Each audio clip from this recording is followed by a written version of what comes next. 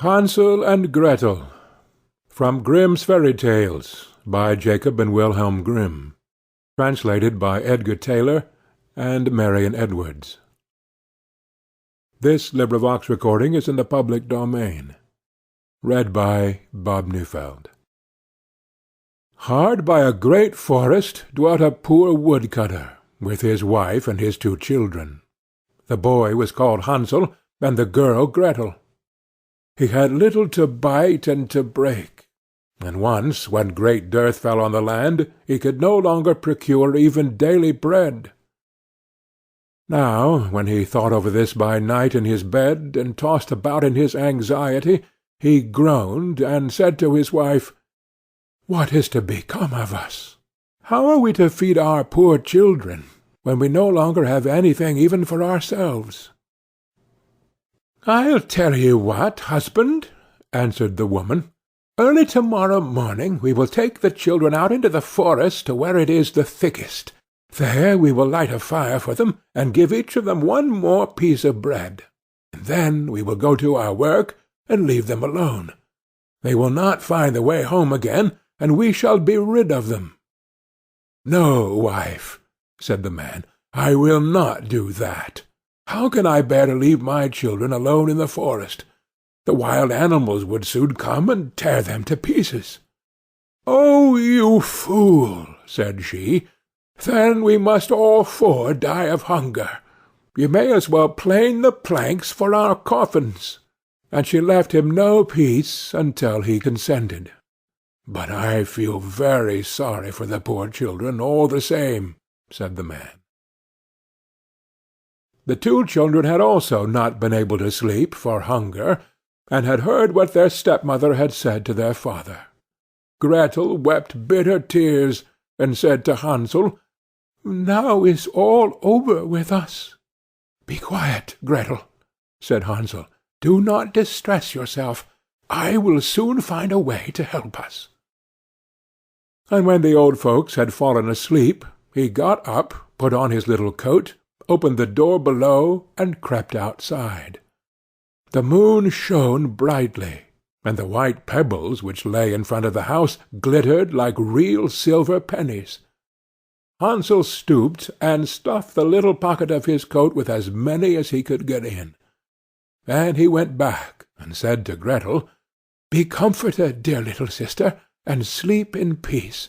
God will not forsake us." And he lay down again in his bed. When day dawned, but before the sun had risen, the woman came and awoke the 2 children, saying, "Get up, you sluggards! We are going into the forest to fetch wood." She gave each a little piece of bread, and said, "There is something for your dinner, but do not eat it up before then, for you will get nothing else."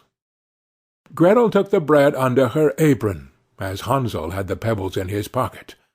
Then they all set out together on the way to the forest. When they had walked a short time, Hansel stood still and peeped back at the house, and did so again and again. His father said, "Hansel, what are you looking at there and staying behind for? Pay attention, and do not forget how to use your legs." "Ah, father," said Hansel, "I am looking at my little white cat, which is sitting up on the roof and wants to say good-bye to me."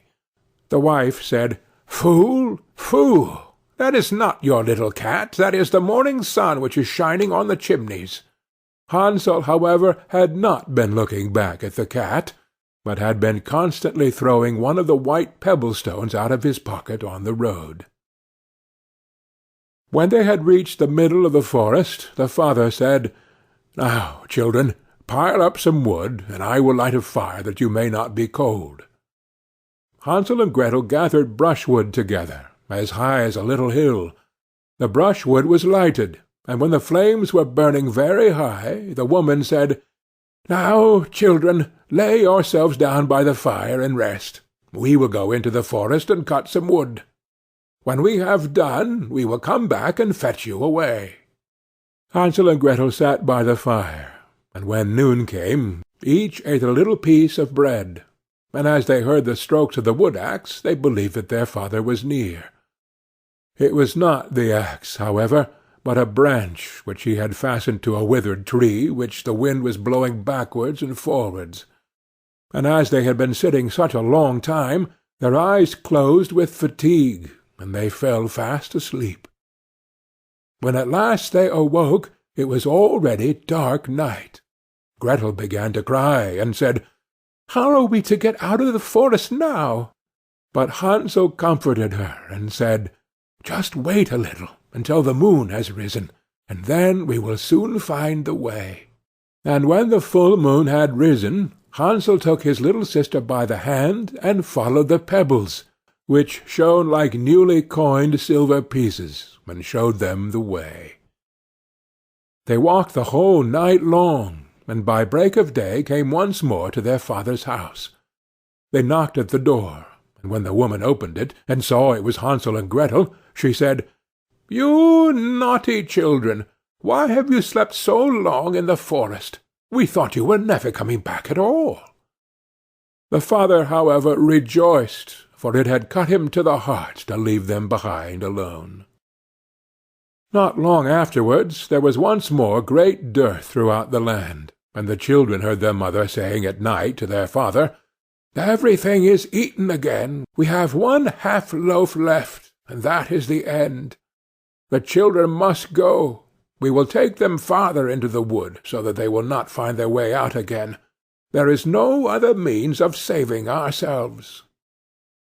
The man's heart was heavy, and he thought, "It would be better for you to share the last mouthful with your children." The woman, however, would listen to nothing that he had to say, but scolded and reproached him. He who says A must say B likewise, and as he had yielded the first time, he had to do so a second time also. The children, however, were still awake, and had heard the conversation. When the old folks were asleep, Hansel again got up, and wanted to go out and pick up pebbles, as he had done before, but the woman had locked the door, and Hansel could not get out. Nevertheless he comforted his little sister, and said, "Do not cry, Gretel. Go to sleep quietly. The good God will help us." Early in the morning came the woman, and took the children out of their beds. Their piece of bread was given to them, but it was still smaller than the time before. On the way into the forest, Hansel crumbled his in his pocket, and often stood still and threw a morsel on the ground. "Hansel, why do you stop and look round?" said the father. "Go on." "I am looking back at my little pigeon, which is sitting on the roof, and wants to say good-bye to me," answered Hansel. "Fool!" said the woman, "that is not your little pigeon. That is the morning sun that is shining on the chimney." Hansel, however, little by little threw all the crumbs on the path. The woman led the children still deeper into the forest, where they had never in their lives been before. Then a great fire was again made, and the mother said, "Just sit here, you children, and when you are tired you may sleep a little. We are going into the forest to cut wood, and in the evening, when we are done, we will come and fetch you away." When it was noon, Gretel shared her piece of bread with Hansel, who had scattered his by the way. Then they fell asleep, and evening passed, but no one came to the poor children. They did not awake until it was dark night, and Hansel comforted his little sister, and said, "Just wait, Gretel, until the moon rises, and then we shall see the crumbs of bread which I have strewn about. They will show us our way home again." When the moon came they set out, but they found no crumbs, for the many thousands of birds which fly about in the woods and fields had picked them all up. Hansel said to Gretel, "We shall soon find the way." But they did not find it. They walked the whole night, and all the next day too, from morning till evening, but they did not get out of the forest, and were very hungry, for they had nothing to eat but 2 or 3 berries which grew on the ground. And as they were so weary that their legs would carry them no longer, they lay down beneath a tree and fell asleep. It was now 3 mornings since they had left their father's house. They began to walk again, but they always came deeper into the forest, and if help did not come soon, they must die of hunger and weariness. When it was midday, they saw a beautiful snow-white bird sitting on a bough, which sang so delightfully that they stood still and listened to it. And when its song was over, it spread its wings and flew away before them, and they followed it until they reached a little house, on the roof of which it alighted. And when they approached the little house, they saw that it was built of bread, covered with cakes, but that the windows were of clear sugar. "We will set to work on that," said Hansel, "and have a good meal. I will eat a bit of the roof, and you, Gretel, can eat some of the window. It will taste sweet." Hansel reached up above and broke off a little of the roof to try how it tasted, and Gretel leant against the window and nibbled at the panes. Then a soft voice cried from the parlour, "Nibble, nibble, gnaw! Who is nibbling at my little house?" The children answered, "The wind, the heaven-born wind," and went on eating without disturbing themselves. Hansel, who liked the taste of the roof, tore down a great piece of it, and Gretel pushed out the whole of one round window-pane, sat down, and enjoyed herself with it. Suddenly the door opened, and a woman as old as the hills, who supported herself on crutches, came creeping out. Hansel and Gretel were so terribly frightened that they let fall what they had in their hands. The old woman, however, nodded her head and said, "Oh, you dear children, who has brought you here? Do come in and stay with me. No harm shall happen to you." She took them both by the hand and led them into her little house. Then good food was set before them, milk and pancakes, with sugar, apples, and nuts. Afterwards 2 pretty little beds were covered with clean white linen, and Hansel and Gretel lay down in them, and thought they were in heaven. The old woman had only pretended to be so kind. She was in reality a wicked witch, who lay in wait for children, and had only built the little house of bread in order to entice them there. When a child fell into her power, she killed it, cooked and ate it, and that was a feast day with her.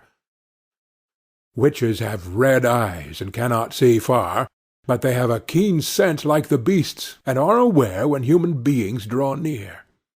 When Hansel and Gretel came into her neighbourhood, she laughed with malice, and said mockingly, "I have them. They shall not escape me again." Early in the morning, before the children were awake, she was already up. When she saw both of them sleeping and looking so pretty, with their plump and rosy cheeks, she muttered to herself, "That will be a dainty mouthful." Then she seized Hansel with her shrivelled hand, carried him into a little stable, and locked him in behind a grated door. Scream as he might, it would not help him. Then she went to Gretel, shook her till she awoke, and cried, "Get up, lazy thing! Fetch some water, and cook something good for your brother. He is in the stable outside, and is to be made fat. When he is fat, I will eat him." Gretel began to weep bitterly, but it was all in vain, for she was forced to do what the wicked witch commanded. And now the best food was cooked for poor Hansel, but Gretel got nothing but crab-shells. Every morning the woman crept to the little stable and cried, "Hansel, stretch out your finger, that I may feel if you will soon be fat." Hansel, however, stretched out a little bone to her, and the old woman, who had dim eyes, could not see it, and thought it was Hansel's finger, and was astonished that there was no way of fattening him. When 4 weeks had gone by, and Hansel still remained thin, she was seized with impatience, and would not wait any longer. "Now then, Gretel," she cried to the girl, "stir yourself, and bring me some water. Let Hansel be fat or lean, "Tomorrow I will kill him and cook him." Ah, how the poor little sister did lament when she had to fetch the water, and how her tears did flow down her cheeks. "Dear God, do help us," she cried.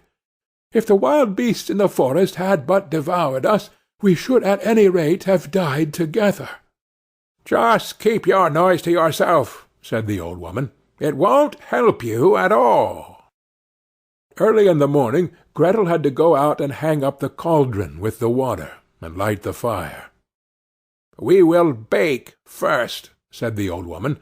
"I have already heated the oven, and kneaded the dough." She pushed dear Gretel out to the oven, from which flames of the fire were already darting. "Creep in," said the witch, "and see if it is properly heated, so that we can put the bread in." And once Gretel was inside, she intended to shut the oven and let her bake in it, and then she would eat her too. But Gretel saw what she had in mind, and said, "I do not know how I am to do it. How do I get in?" "Silly goose," said the old woman, "the door is big enough. Just look, I can get in myself." And she crept up and thrust her head into the oven. Then Gretel gave her a push that drove her far into it, and shut the iron door, and fastened the bolt. Oh, then she began to howl quite horribly, but Gretel ran away, and the godless witch was miserably burnt to death. Gretel, however, ran like lightning to Hansel, opened his little stable, and cried, "Hansel, we are saved! The old witch is dead!" Then Hansel sprang like a bird from its cage when the door is opened. How they did rejoice and embrace each other, and dance about and kiss each other! And as they had no longer any need to fear her, they went into the witch's house, and in every corner there stood chests full of pearls and jewels. "These are far better than pebbles," said Hansel, and thrust into his pockets whatever he could get in. And Gretel said, "I too will take something home with me," and filled her pinafore full. "But now we must be off," said Hansel, "that we may get out of the witch's forest." When they had walked for 2 hours, they came to a great stretch of water. "We cannot cross," said Hansel. "I see no foot-plank and no bridge." "And there is also no ferry," answered Gretel. "But a white duck is swimming there. If I ask her, she will help us over." Then she cried, little duck, dost thou see Hansel and Gretel are waiting for thee? There's never a plank or a bridge in sight. Take us across on thy back so white." The duck came to them, and Hansel seated himself on its back, and told his sister to sit by him. "No," replied Gretel, "that will be too heavy for the little duck. She will take us across one after the other." The good little duck did so, and when they were once safely across, and had walked for a short time, the forest seemed to be more and more familiar to them, and at length they saw from afar their father's house. Then they began to run, rushed into the parlour, and threw themselves round their father's neck. The man had not known one happy hour since he had left the children in the forest. The woman, however, was dead.